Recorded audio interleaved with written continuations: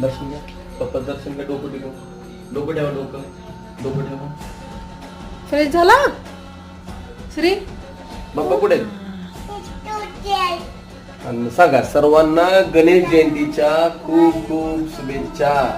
गणपती बाप्पा मंगल मूर्ती.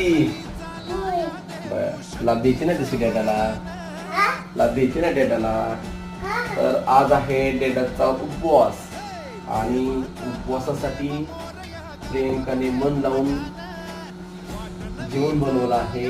मटकीची भाजी, तिथं बटाट्याचं भरीत, चपाती, राईस आणि वरण आणि सॅलड.